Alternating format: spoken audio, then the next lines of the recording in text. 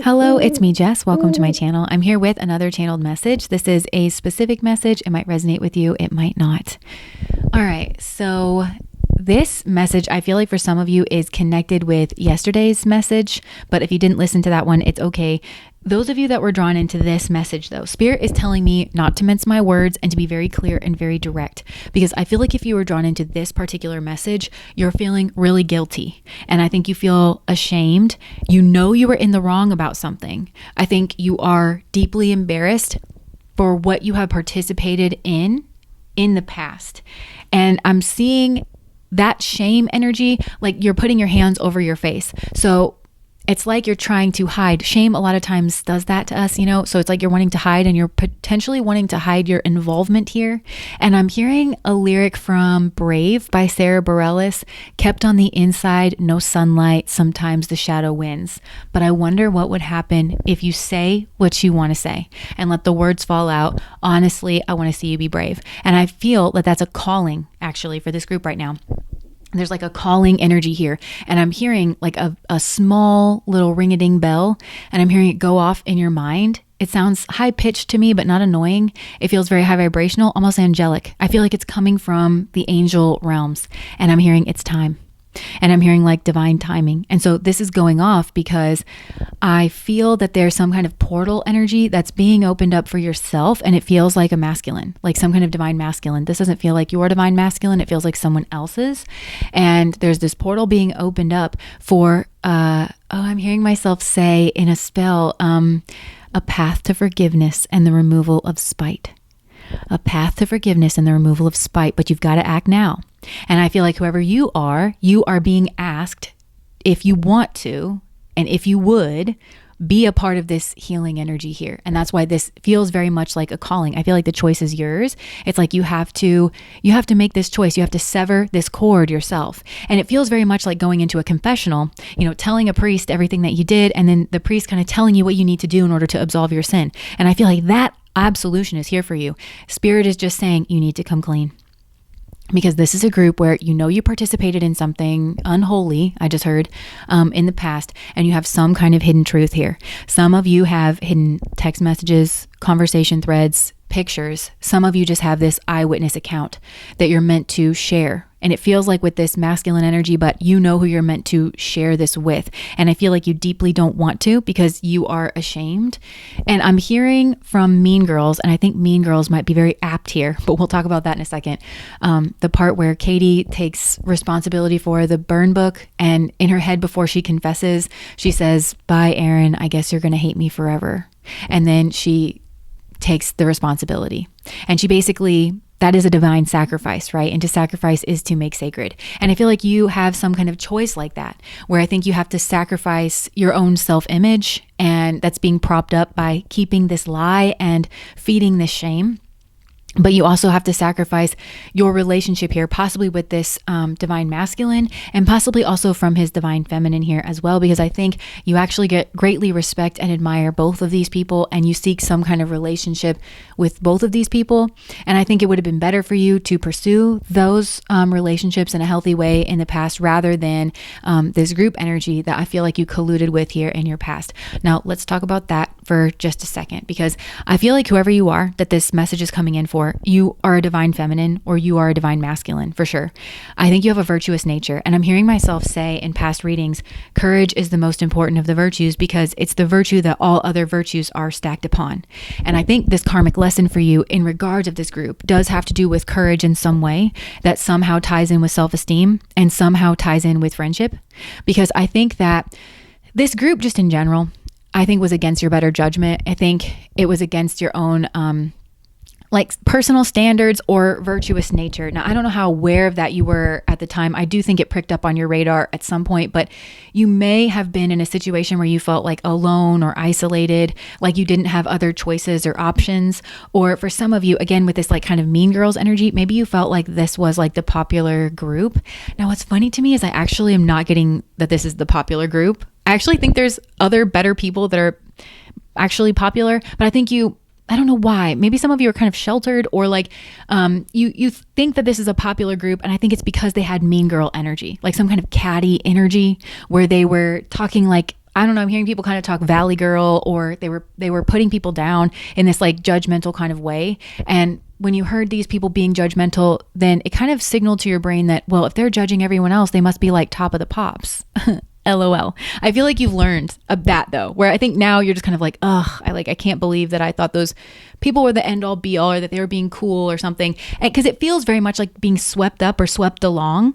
And I'm hearing peer pressure because you wanted to like fit in with this group, or you didn't want to be alone, or you felt like if you stood up or stood out, that this group that clearly has a penchant for bullying people would have isolated you, made fun of you, bullied you. And for some of you, I mean, you've heard the way that this group talks about people. So you knew that they were just going to be like absolutely ruthless. Oh my gosh, I'm literally hearing in my mind like the things that you thought they were going to say about you, like insecurities that you had like of yourself or something. And you didn't want that energy to turn on you. So I think it was just the path of least resistance in some ways, but it ties in with courage, self-esteem, and friendship. And I'm hearing myself say in another reading that you pursued friendship like with this group here, but none of these people have genuine friendship to offer, because what holds this group together is, okay, I'm seeing a card from one of my decks. It's like a swirl of water, like going round and round, and it's a cycle energy, like triggers, lessons. So everybody, this group is manufactured and maintained by everyone's karma here, like their individual karma,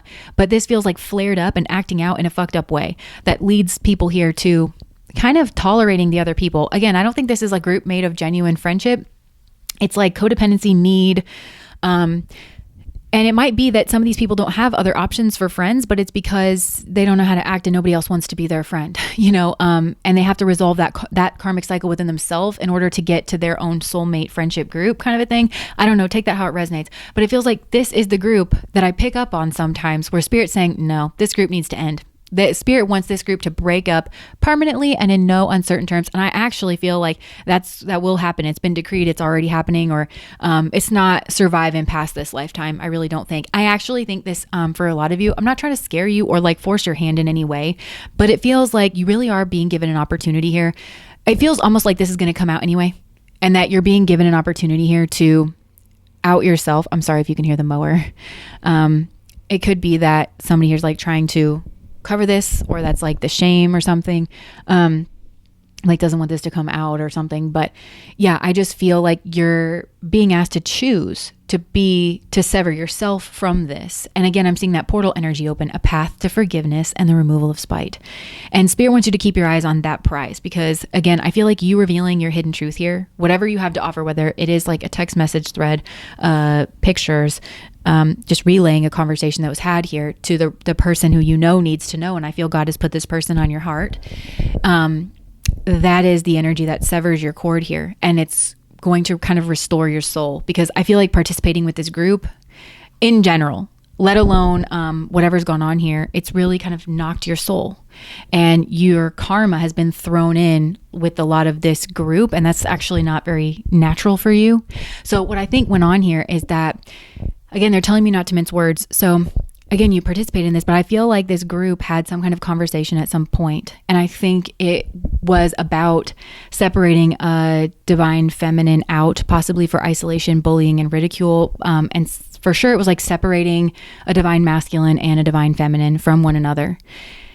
And I think the way they were having this conversation was lighthearted. I mean, this is heinous energy, right? But they were talking about it like it was no big deal, or that it was lighthearted. They could have been making fun of, I think, this divine feminine, because I think this divine masculine is desired or wanted by at least one or potentially more of these people. And they wanted to like get in on that. Remember, I told you Spirit doesn't want me mincing words here? That's grape. That is grape by coercion. I can't say the word here, but you understand what I'm talking about. That's what's going on here. It's not lighthearted. It's a crime. Okay, that's heinous energy. And Spirit is wanting to illuminate that for you, because this is what devil energy does. It's huge, traumatic, horrid energy, but it gets presented as it's lighthearted and that it's not a big deal. And that's what this group was doing. Like, oh, this is maybe just a teenage thing or a young adult thing. Everybody does this. But I feel like that was what was against your inner core. I think you knew this was wrong. I don't think you're the kind of person that associates with rapists or would choose to participate in enacting someone's plan to grape someone. The other thing is, I feel it was this masculine that was actually raped. And I don't think that you're used to thinking about it from that perspective, that men that can have that happen to them, that they just always want schmegs and whatever. That's not the case here. This man was victimized and he deserved to not be victimized. And also whatever happened here had huge ramifications, spiritually speaking, because these people were either already a couple or they were to choose each other, and they wanted to choose each other. And their own self-sovereignty. I feel these people were minding their own fucking business too. It's like the other thing that I want to say, they were not bothering any of you. They were minding their own business. They were on their own path. And then y'all just decided to like intervene. Y'all just dragged your own selves over there to involve yourself in their journey, in their story, in their destiny. You went where you were not wanted. You went where you were not supposed to be, and just injected vitriol or lies or something fucked up. Because the only way you're going to sever what God has, let no man separate what God has put us under, is what I'm getting. That's the level of judgment, spiritual judgment that is on this. It's a Bible verse that a lot of us know. Let no man separate what God has joined together. And that's what occurred here. So the judgment is swift and serious is what I'm getting. And I think some of you have processed this situation, because it does feel there's a layer of shame. Like there's a level of shame associated where maybe you tried to bury this down, try to forget about this. You try to tell yourself it was lighthearted and that it wasn't a big deal and that you didn't need to fix what you did. And this could have been stuffed down for quite a while. But I think that you actually processed this because once you involved in this, to whatever degree you did, because just involving with this group is wrong. This is a negative group. But this plan is kind of what I'm getting, because some of you participated in the conversation. Some of you participated in the planning, and some of you participated in the execution of this plan. But at the very least, you've kept this secret, right? And in doing that, it changed your path as well. And that's another spiritual lesson that Spirit's trying to show here, is that you are not going to put this level of vitriol at other people. You're not going to mess with someone else's sovereignty and their path and their destiny and their relationship to this degree and not have it affect your own in the exact same way. And I feel like some of you are kind of putting that together, where you could have had a similar situation with your own divine counterpart here, where actually you all were like on the path to being brought together, but then that relationship maybe got separated or tampered with, and you had to, because it feels like this original couple here, I think it's especially a divine masculine, but I think maybe both of them have had to watch the other person move on, be with somebody else, and feel hurt by that, and also feel deeply confused. And I'm talking about like on a soul level in a way that wouldn't make sense. It's like disturbed the field, where they just know that that's supposed to be them. And I also feel like there's self-blame that both of these people carry with them that they should not carry, because a series of events did not unfold the way that it was supposed to unfold, because these two people were tampered with, and in such a severe way. So, and I do think that there was a trap set, and it feels like for this divine masculine, but also potentially for this divine feminine, but maybe it feels like bullying for the divine feminine and grape for the divine masculine. That he's supposed to act like he likes being raped and mistreated, and, not treated like he's a person and having any sovereignty. And so when that occurred, everything was like out of step, and it was meant on, this feels like a spiritual attack, to be honest, on these two, but it feels like it was meant to hold up a mirror to both of these people. That's just not true. And it distorts their own image. So this feminine was meant to feel second best, or not beautiful, or not wanted. And that masculine was hers and wanted her bad. And it was the same, like back to him. And he, I think, is grappling with guilt, because he feels like, why did I do this, or why did I do that? And would not have had this series of very specific events been put at him, So there's a lot of self-blame here. And that's why I feel like you've got to go in for him first, I think. And this is actually the energy of love. And I feel like you covet, and this group covets the energy of like this divine masculine or this divine feminine in some way. You want them to like you, or you want them to be around you. You're cutting that cord as well, like with jealousy. That's what's going on here. And you're aligning yourself again with love, the energy of love. And I'm hearing that Bible verse that's like, love is not boastful, love is patient, love is kind. But I'm also hearing Maya Angelou, where it's like, love liberates. I love you if you're across town or whatever. And again, I'm hearing the Mean Girl quote of like, sorry, Aaron, you're probably going to hate me forever. But that is the healing energy here, because you guys didn't have to do what you did here. You didn't need to put yourself in this position. But if he's going to hate somebody, it shouldn't be himself. And he should know what's gone on. And if you're the person who put this energy at him, or you participated, he should have some hatred towards you maybe, and have to work through that. and these other people, that's a part of the justice energy. And it's almost like you've got to take your selfishness out of this situation. And I think for this group, your selfishness was just not wanting to be outed, not wanting to be alone, like you wanted, friendship or something like that. But then you colluded with this like immensely negative energy. And I feel like you've got to just disentangle yourself. And this is reuniting yourself with the energy of love and liberating yourself out from the situation. And it may well be a paradox point, which I talk about a lot. You can't put that on anybody. You can't expect it from anybody.